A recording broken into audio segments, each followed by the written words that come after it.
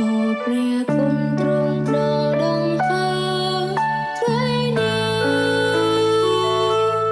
អូព្រះគុណដែលទ្រង់សង្គ្រោះរូបខ្ញុំទោះបីមិនដូចបំណងខ្ញុំ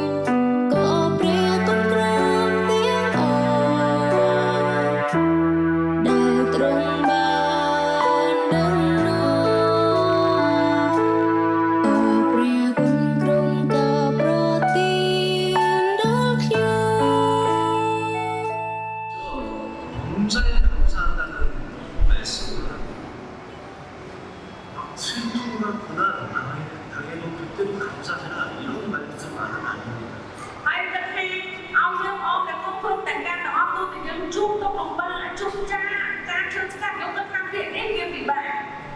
범사 모든 일이라는 것은 우리가 살아가면서